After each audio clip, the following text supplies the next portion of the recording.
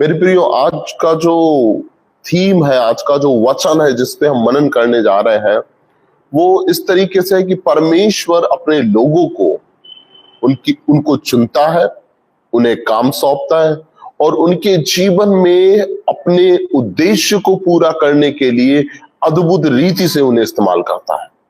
अब जैसे कि एक एग्जाम्पल के तौर पे अगर हम देखते हैं तो परमेश्वर ने नूह को चुना और उसको अद्भुत रीति से उसको बुद्धि दी, उसको समझ दी, उसको ज्ञान दिया, उसको पवित्र आत्मा की अगुवाई दी और क्या किया, उसके द्वारा एक बड़ी नाव का आविष्कार कराया और उसके द्वारा मानव जाति को बचाया जा सका, है ना। उसके साथ ही साथ अगर हम अब्राहम के बारे में सुनते हैं, अब्राहम के बारे में पढ़ते हैं, वचन हमें बताता है कि परमेश्वर ने अब्राहम को बुलाया, उसे चुना और उसे अद्भुत रीति से अपने काम के लिए तैयार किया, अपने काम के लिए उसे बढ़ाया और वचन कहता है कि वो विश्वासियों का मूल पिता बन गया। जब हम मूसा के बारे में पढ़ता है, मोसेस के बारे में पढ़ते हैं तो वचन हमें बताता है कि मूसा के जीवन में कैसे परमेश्वर ने अद्भुत तरीके से उसे पहले फिरौन के घर में तैयार किया, फिर उसे 40 वर्ष तक जंगल में तैयार किया और उसके बाद परमेश्वर उसे बुलाता है और कहता है कि मैंने अपने लोगों की कराहट को, मैंने अपने लोगों की बुलाहट को सुना है, अब तू क्या कर, जा और मिस्र की गुलामी से उन्हें छुड़ा करके लेकर गया। तो परमेश्वर उसे कैसे अद्भुत तरीके से तैयार करता है, अपने उद्देश्यों को उसके जीवन में पूरा करता है, अपनी योजनाओं को पूरा करता है। राजा दाऊद के बारे में बात करते हैं, एक छोटा सा मासूम सा एक शेपर्ड बॉय, एक चरवाहा जो भेड़ों की देखभाल करता था, भेड़ों को चराता था, उसको परमेश्वर ने बुलाया और बुलाने के बाद परमेश्वर ने क्या किया, उसको अद्भुत रीति से तैयार किया और वचन कहता है परमेश्वर ने अपने उद्देश्यों को, अपनी योजनाओं को उसके जीवन में पूरा किया।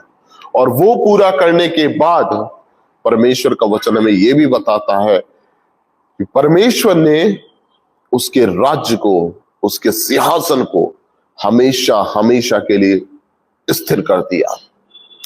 अगर हम पढ़ते हैं यूसुफ और मरियम के बारे में, कैसे परमेश्वर ने अद्भुत रीति से इन दोनों को चुना और इनके जीवनों में अपने उद्देश्यों को, अपनी योजनाओं को, अपनी बातों को पूरा कर दिया और कैसे परमेश्वर ने इनके जीवन के द्वारा इस पूरे संसार को उद्धार का जरिया दिखाया, उद्धार की राह दिखा दी।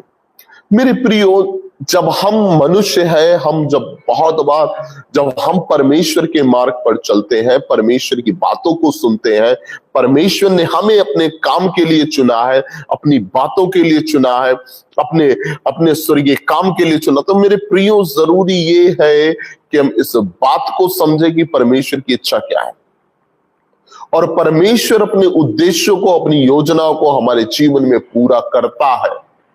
और ये बात शायद कहीं ना कहीं हम सब ने अपने जीवन में महसूस की है कि कई बार जिन चीजों की हम अपेक्षा भी नहीं करते हैं, लेकिन फिर भी वो चीजें भली रीति से, बड़ी आसानी से हमारे जीवनों में हो जाती हैं।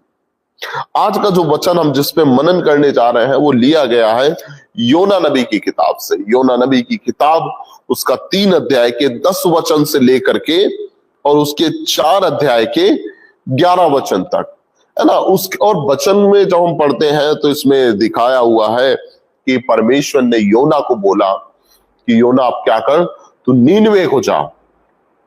और जब हम वचन पढ़ते हैं तो इसमें लिखा हुआ है, पहले अध्याय के 2 वचन में लिखा हुआ है कि इसके विरुद्ध प्रचार कर, नीनवे के विरुद्ध जाकर के तू प्रचार कर, क्योंकि उनकी बुराई जो है मेरी दृष्टि में बहुत बढ़ गई है।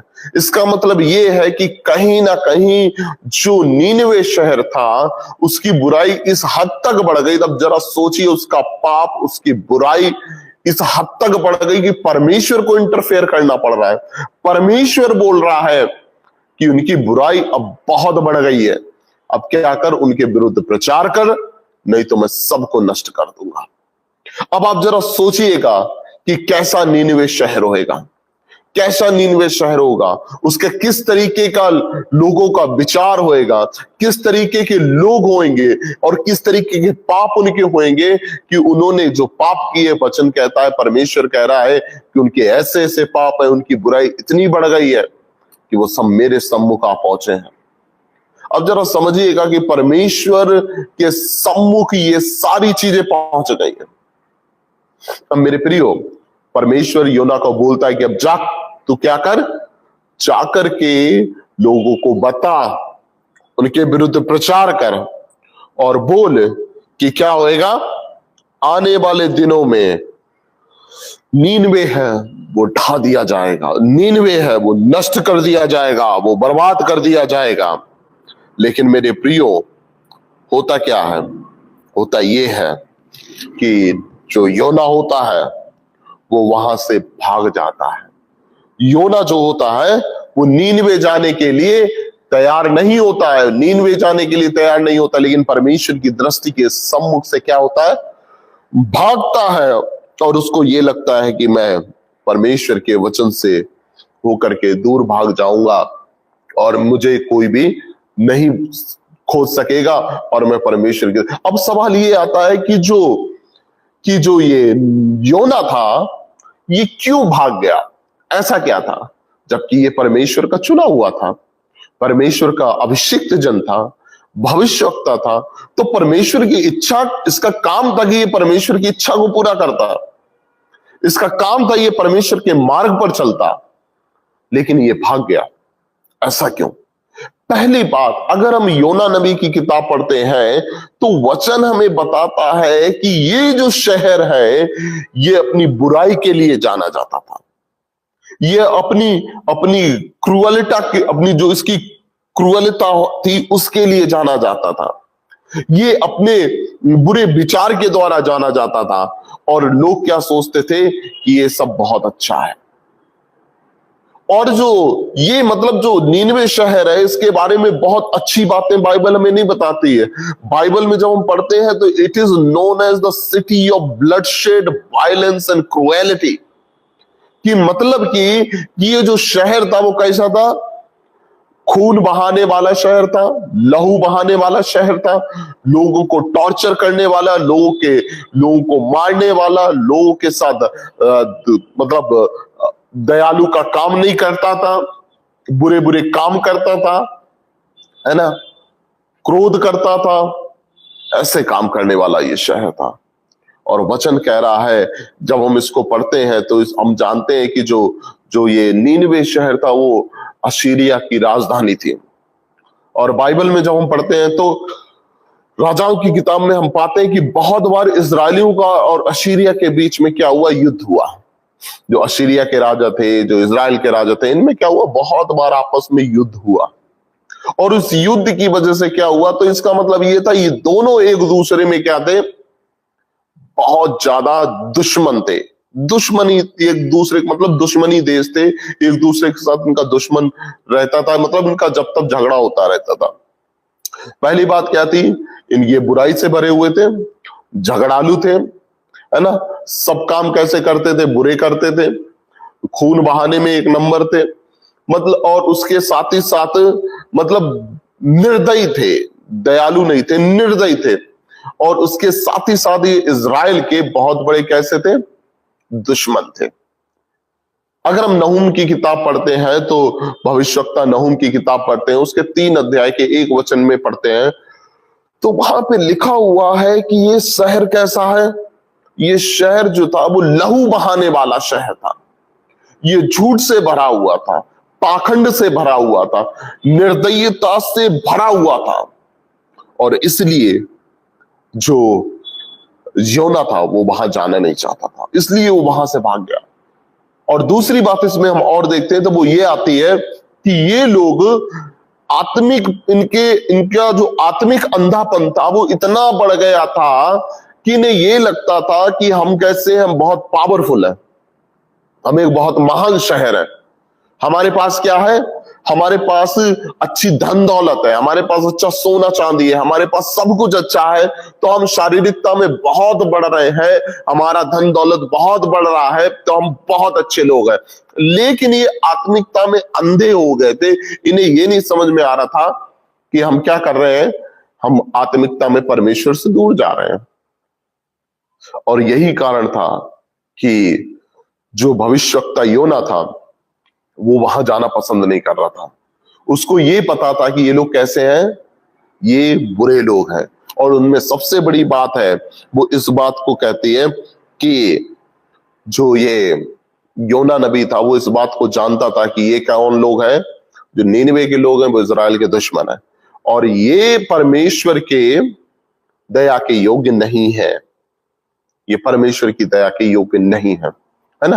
क्योंकि अगर हम इसके 4 अध्याय के 2 वचन को पढ़ते हैं तो वहां पे लिखा हुआ है कि for I know that you are the gracious God, you are the merciful God, you are slow in anger, you abounding in loving kindness.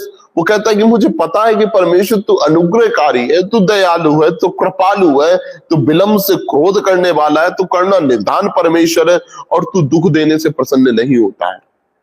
और योना को ये लग रहा था कि अगर इन लोगों ने पश्चाताप कर लिया तो परमेश्वर इन्हें क्षमा कर देगा, और योना ये बिल्कुल नहीं चाहता था कि परमेश्वर उन्हें क्षमा करे, वो नष्ट किए जाए, वो यही चाहता था। क्योंकि बहुत सा लहू उसके भाइयों का बहाया गया था। जो नीनवे के लोग थे, बहुतों ने क्या किया, युद्ध करके इजरायलियों को मारा था, इजरायलियों का लहू बहाया था, और ये लोग आपस में दुश्मन थे। और इसलिए वो नहीं चाहता था कि क्या हो, कि वो परमेश्वर की दया को ग्रहण करे। क्यों? क्योंकि वो जानता था कि अगर मैं वहां पे मैंने वचन दिया जाके, तो हो सकता है वो पश्चाताप करे, और पश्चाताप करने के साथ साथ परमेश्वर की दया को ग्रहण करेंगे, और परमेश्वर की दया को ग्रहण करने के बाद क्या होएगा, वो बच जाएंगे। दूसरी एक और बात हम इसमें देखते हैं, वो ये भी हो सकती है कि वो परमेश्वर की बात को नहीं माना, क्यों वहां से भाग गया। उसमें एक बात और ये भी हो सकती है, वो सबसे जरूरी, कि जब पता था उसको कि जो नीनवे के लोग हैं वो इजराइल के दुश्मन है, और जब मैं वहां जाऊंगा तो लोगों को पता होगा कि इजराइल का भविष्यवक्ता है, और जब मैं उनको बोलूंगा कि आने वाले दिनों में परमेश्वर नीनवे का नाश करने वाला है, तो ये बोलने से पहले वो मेरा नाश कर देंगे। क्यों? क्योंकि मैं उनका दुश्मन हूं। वो सीधे मुझसे यही बोलेंगे कि मैं तेरी बात को क्यों मानूं, मैं क्यों भरोसा करूं तुम पर, और तुम होते कौन हो? हमारे पास हमारे भगवान है, हमारे पास हमारे देवता है, हम तो खूब फल फूल रहे हैं, हम कैसे मान लें कि जो तुम कह रहे हो वो सही है। लेकिन मेरे प्रियो, जरूरी ये है कि उसने क्या किया, इसलिए वहां जाना सही नहीं समझा और वो परमेश्वर की उपस्थिति से भाग गया। अब मेरे प्रियो, मैं आपको वचन के ऊपर लेकर के आता हूं, जो योना नबी से रिलेटेड वचन है, कि कैसे परमेश्वर अपने लोगों को अद्भुत रीति से चुनता है अपने काम के लिए, अपनी योजनाओं को पूरा करने के लिए। पहली बात हम इसमें देखते हैं परमेश्वर की बुलाहट, द कॉल ऑफ गॉड। जो योना नबी था वो परमेश्वर के द्वारा बुलाया हुआ था, परमेश्वर के द्वारा अभिषिक्त किया गया था, परमेश्वर के द्वारा अपॉइंट किया गया था, ताकि वो परमेश्वर की योजनाओं को पूरा करे, परमेश्वर की इच्छा के अनुसार अपना जीवन जिए। लेकिन योना नबी ने क्या किया, यरूशलेम से, इजराइल से पश्चिम नॉर्थ की ओर, है ना, उत्तर की ओर जो नीनवे शहर था वो वहां से करीब 500 मील की दूरी पे था, है ना। उस 500 मील की दूरी को उसने क्या किया, इग्नोर कर दिया, रिफ्यूज कर दिया। परमेश्वर की इच्छा को पूरा करने के लिए वो 500 मील की दूरी नहीं जाना चाहता था, लेकिन वो तर्शीश को भागा। और इजराइल से, यरूशलेम से तर्शीश की दूरी थी करीब करीब 2800 माइल्स, मतलब कि मील 2800 मील, मतलब अगर किलोमीटर में देखें तो योना जो था वो परमेश्वर की इच्छा को पूरा करने के लिए 900 साढ़े 900 किलोमीटर दूर नहीं जा पाया, लेकिन परमेश्वर की इच्छा से दूर भागने के लिए, परमेश्वर की इच्छा को पूरा ना करने के लिए कितना 3,500 से 4,000 किलोमीटर दूर भागने के लिए तैयार हो गया। मेरे प्रियो, कई बार हमारे जीवन में भी ऐसा ही होता है। हम परमेश्वर के बुलाए हुए लोग हैं, परमेश्वर की आत्मा से अभिषिक्त किए हुए लोग हैं, परमेश्वर के काम के लिए ठहराए हुए लोग हैं, और परमेश्वर चाहता है कि हम उसकी इच्छा को पूरा करें। लेकिन बहुत बार ऐसा होता है कि हम परमेश्वर की इच्छा को पूरा करने के लिए एक स्टेप आगे नहीं बढ़ना चाहते हैं, या एक स्टेप पीछे नहीं बढ़ना चाहते हैं, लेकिन परमेश्वर से दूर जाने के लिए तैयार है। दूर चले जाएंगे, लेकिन परमेश्वर की इच्छा को पूरा करने के लिए एक स्टेप आगे नहीं बढ़ेंगे, एक स्टेप पीछे नहीं होंगे। उदाहरण के तौर पे क्या होता है ना, बहुत बार हमारी जिंदगियों में ऐसा होता है कि बहुत सी चीजें ऐसी होती हैं जो जाने अनजाने में हमसे हो जाती है, और अगर हम एक सॉरी बोलते हैं तो शायद सब सेटल हो जाए। अगर हम एक बार बोल दें कि अरे चलो मेरी गलती है, माफ करो, शायद पूरा किस्सा खत्म हो जाए। अगर हम एक बार बोल दें कि चलो ठीक है मैंने तुम्हें माफ किया, तो शायद कोई बात ही ना हो, सब अच्छे से सेटल हो जाए। लेकिन एक सॉरी बोलने की बजाय, या एक इस बात को बोलने की बजाय मैंने तुम्हें माफ किया, ये सब ना बोल करके हमने क्या किया, उस झगड़े में पड़ते हुए चले गए, अपने ईगो को लेकर के, अपने घमंड को लेकर के, और परमेश्वर की इच्छा को पूरा करने के लिए एक सॉरी नहीं बोला गया या एक सेंटेंस नहीं बोला गया, लेकिन हम झगड़ा कर करके परमेश्वर की उपस्थिति से दूर जाना पसंद करते हैं और हम दूर चले जाते हैं।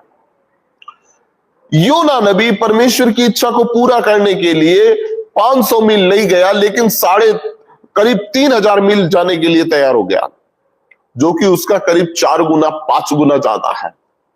मेरे प्रियो, बहुत बार हमारे जीवन के साथ ही ऐसा, हम भी चुने हुए लोग हैं, अभिषिक्त किए लोग हैं, परमेश्वर के राज्य के लिए, परमेश्वर के कामों के लिए ठहराए हुए लोग हैं, लेकिन हम क्या करते हैं, परमेश्वर की इच्छा को पूरा करने के लिए एक सॉरी बोलने को रेडी नहीं है, एक ये सेंटेंस कि आई विल फॉरगिव यू, कि मैंने तुम्हें माफ कर दिया है, ये बोलने के लिए रेडी नहीं है, ये बोलने के लिए रेडी नहीं, चलो मेरी गलती है मैं मान लेता। लेकिन अपने ईगो को, अपने घमंड को, अपने प्राइड को सामने रखते हैं और क्या करते हैं, परमेश्वर की उपस्थिति से हम बहुत दूर चले जाते हैं। दूसरी बात अगर हम इसमें क्या देखते हैं, वो ये है कि जो योना था ना, उसको ये लगता था, जो योना था उसको क्या लगता, उसको ये लगता था कि जो परमेश्वर है वो यहोवा परमेश्वर किसका, इजराइल का परमेश्वर है, और जो परमेश्वर का अनुग्रह है, जो परमेश्वर की दया है, परमेश्वर की करुणा है, वो सिर्फ और सिर्फ इजराइलियों के लिए, ना कि और लोगों के लिए। वो परमेश्वर को एक बाउंड्रीज में देख रहा था, परमेश्वर की दया को, अनुग्रह को एक बाउंड्रीज में देख रहा था। लेकिन होता क्या है मेरे प्रियो, वो इस बात को भूल गया था कि परमेश्वर जो है वो सिर्फ इजराइल का परमेश्वर नहीं है, वो इस संसार का सृष्टिकर्ता है, वो इस संसार को बनाने वाला है, वो हर एक प्राणी का परमेश्वर है, और उसकी दया जो है वो लिमिटेड नहीं है, वो किसी बाउंड्रीज के बीच में उसकी लिमिट नहीं है, लेकिन वो अनलिमिटेड है। अब मेरे प्रियो, मैं आपको एक बात बताना चाहता हूँ, ये क्या होता है, बहुत बार क्या होता है, जब हम होते हैं अपनी जिंदगी में, अगर हमारे जीवन में कुछ भी अच्छा चल रहा होता है ना, हम क्या सोचते हैं, मसीह है, हम तो परमेश्वर को, अनुग्रह को पाए हुए लोग हैं, हमारे जीवन में कुछ भी होएगा परमेश्वर हमें देख रहा है, हमारे जीवन में कुछ भी होगा परमेश्वर हमें संभाल लेगा। हम सब लोग क्या करते हैं, परमेश्वर की अच्छी अच्छी बातों को करते हैं, परमेश्वर के अच्छे अच्छे कामों को बोलते हैं, परमेश्वर को बोलते हैं कि अरे प्रभु सब अच्छा। और वहीं अगर कोई व्यक्ति है जो तकलीफों से जा रहा, परेशानी, हम तुरंत उसका न्याय करने लगते हैं और कहते हैं कि अरे इसने तो पाप किया इसलिए इसके जीवन में ऐसा है, उनकी तो सजा ही यही है क्योंकि उन्होंने ऐसा कर दिया। हमें पता उन्होंने काम क्या किए, उनके कर्म कैसे हैं, इसलिए वो परमेश्वर के क्रोध को देख रहे हैं। मेरे प्रियो, हमेशा याद रखें कि परमेश्वर की दया लिमिटेड नहीं है, वो अनलिमिटेड है। परमेश्वर का काम जो है, परमेश्वर की योजनाएं हैं, परमेश्वर का जो अनुग्रह है वो लिमिटेड नहीं है, वो किसी चर्च की सीमा तक लिमिटेड नहीं है, वो एक क्रिश्चियन कॉलोनी तक लिमिटेड नहीं है, वो एक क्रिश्चियन डिनोमिनेशन तक लिमिटेड नहीं है, वो हर एक व्यक्ति के लिए है, वो हर एक व्यक्ति के लिए अनलिमिटेड है। भले नीनवे के लोग जो थे वो इजरायली नहीं थे, जो नीनवे के लोग थे वो चुने हुए नहीं थे, लेकिन फिर भी परमेश्वर की दया और अनुग्रह उन तक पहुंच गई। उनका जो पाप था वो इतना बड़ा था कि उनका पाप जो कितना भी बड़ा था, लेकिन फिर भी वो परमेश्वर की दया और अनुग्रह उन तक पहुंचाने के लिए उन्हें रोक नहीं सका। एक और बात हम इसमें देखते हैं कि भले ही जो नीनवे के लोग थे वो बहुत ज्यादा करप्ट थे, व्यभिचारी थे, मूर्ति पूजक थे, परमेश्वर के विरुद्ध गए हुए थे, परमेश्वर के वचन से दूर गए हुए लोग थे, लेकिन फिर भी क्या हुआ, एक सेंटेंस ने, सिर्फ एक वाक्य ने उनके जीवन को बदल दिया।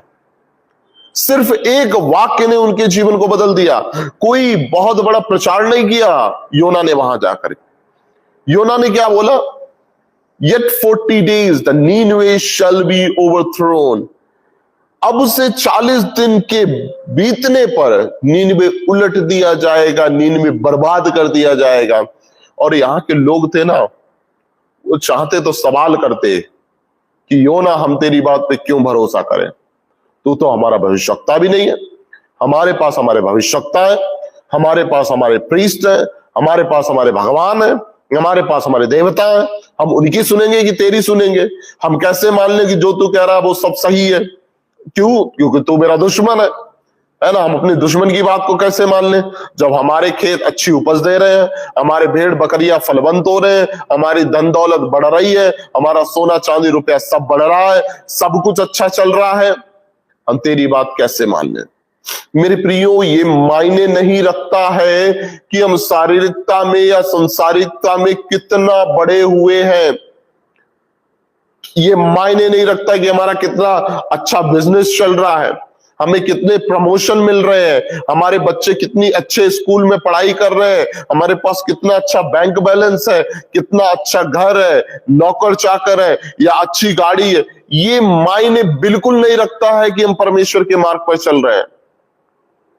हो सकता है कि ये सांसारिक चीजों में तो हम बहुत बढ़ रहे हो, है ना, शारीरिक चीजों में तो हम बहुत बढ़ रहे हो, लेकिन आत्मा में मरे हुए हो, ऐसा भी हो सकता है।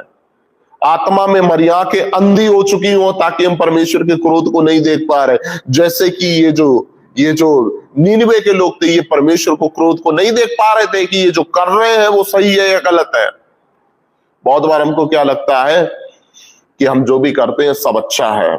क्यों? अगर हम कुछ बुरा करेंगे तो परमेश्वर हमारे जीवन में बीमारी डाल देगा, हम कुछ बुरा करेंगे तो परमेश्वर हमारे जीवन में तकलीफें डाल देगा। सब कुछ अच्छा चल रहा है, इसका मतलब हम परमेश्वर के राज्य के मार्ग पर चल रहे हैं, परमेश्वर की इच्छा। ऐसा बिल्कुल नहीं है। कई बार परमेश्वर की इच्छा पर चल करके हमें तकलीफें भी मिलती हैं, और कई बार परमेश्वर की इच्छा पे ना चल करके हमें बहुत अच्छा सब कुछ मिलता है। जब योना परमेश्वर की इच्छा पर चला, उसे समुद्र में, है ना, 3 दिन 3 रात उस मछली के पेट में रहना पड़ा। तकलीफों से होकर के वो गया जब उसने परमेश्वर की इच्छा को पूरा किया। ये मायने बिल्कुल नहीं रखता है कि अगर सब कुछ अच्छा चल रहा है तो हम परमेश्वर की इच्छा पे ही चल रहे हैं। हो सकता है शैतान हमें आत्मिक रीत से अंधा करके रखा हो ताकि हम देख ना सकें कि परमेश्वर का क्रोध हमारे ऊपर आने वाला है। अब जब योना ने इस बात को बोला कि अब से 40 दिन के बीतने पर जो नीनवे है वो उलट दिया जाएगा, उसको बर्बाद कर दिया जाएगा, सत्यानाश कर दिया जाएगा। और सबसे अच्छी बात यह है कि they accepted it as it is. उन्होंने उसको उसके शब्दों के द्वारा स्वीकार कर लिया। उन्होंने एक सवाल नहीं किया, एक बात नहीं बोली। और यहां तक कि जो उसका नीनवे शहर का जो राजा था, उसने भी अपने राजशाही वस्त्र को उतार दिया, टाट ओढ़ लिया, राख पर बैठ गया, उपवास प्रार्थना करने लगा।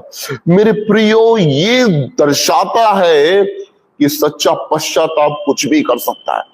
वो नष्ट होने वाले थे, बर्बाद होने वाले थे, वहां कुछ भी नहीं बचने वाला था, लेकिन उनके उपवास और प्रार्थना ने उन्हें बचा लिया। उस एक सेंटेंस ने उन्हें बचा लिया। हम बहुत बार परमेश्वर के वचनों को सुनते हैं, है ना, हम संडे को चर्च में भी सुनते हैं जाकर के, ऑनलाइन भी सुनते हैं, ऑफलाइन भी सुनते हैं, वचन भी पढ़ते हैं, हम कितना परमेश्वर के वचन को सीरियस लेते हैं अपने जीवन में, हम कितना परमेश्वर के वचन के प्रति सीरियस हैं, ये हमारे बिहेवियर, हमारा विश्वास बताता है। और मेरे प्रियो, जरूरी ये है कि हम परमेश्वर के वचन को मान लें। जब हम परमेश्वर के वचन को मानेंगे तो क्या होएगा?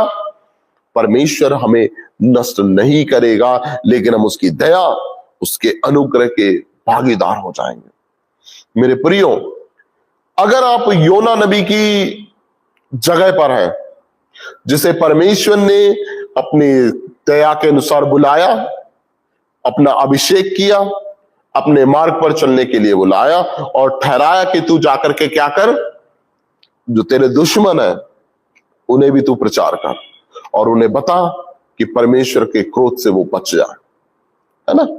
अब समझना यहां पर, अगर आप योना नबी की जगह पर हैं और आपको लगता है कि मैं दुश्मन के पास जाऊंगा, वो मुझे नष्ट कर देंगे, मुझे मार देंगे, मुझे खत्म कर देंगे, तो आप इस बात को याद रखें।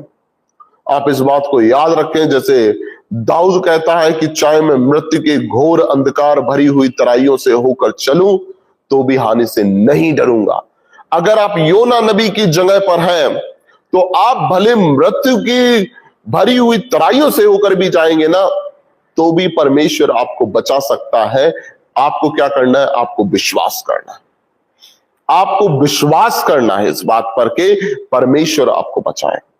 दूसरी बात, अगर आप नीनवे शहर के जैसे लोग हैं जिसको लगता है कि अब बुराई बहुत बढ़ गई है, आपका पाप क्षमा करने की योग्य नहीं है, आपने बहुत गुनाह कर दिया, आपसे बहुत पाप हो गए, आपसे आपका जो पाप है उसे कोई क्षमा नहीं कर सकता है, यहां तक कि परमेश्वर के सम्मुख तक आपकी बुराई पहुंच गई है, तो आप क्या करेंगे? तो मेरे प्रियो, मैं आपको बता देना चाहता हूं, नीनवे शहर का पाप कितना भी क्यों ना बढ़ गया हो, उनका पाप उन्हें परमेश्वर की नजदीकी में लाने पर उन्हें रोक नहीं पाया। उनका पाप, उनका गुनाह परमेश्वर का अनुग्रह उनके जीवन में लाने के लिए उन्हें रोक नहीं पाया। उनका विश्वास सब कुछ कर गया। मेरे प्रियो, जब हम परमेश्वर के बच्चे हैं, हम परमेश्वर के बच्चे कहलाते हैं, हम मसीह लोग कहलाते हैं, अब सवाल ये आता है कि हम किस सिचुएशन में? जब योना नबी ने विश्वास किया कि परमेश्वर उसे बचाएगा, है ना, तो परमेश्वर ने उसे उस मछली के पेट से भी बचाया और उसके दुश्मनों से भी बचाया। जब परमेश्वर ने, जब नीनवे शहर के लोगों ने देखा कि वो अब नाश होने वाले हैं, उन्होंने विश्वास किया, प्रार्थना की, और क्या हुआ? वो बचाए गए, उनके लोग बचाए गए। उन्होंने परमेश्वर के अनुग्रह को स्वीकार किया। भले वो इजरायली नहीं थे, भले वो चुने हुए लोग नहीं थे, लेकिन फिर भी क्या हुआ?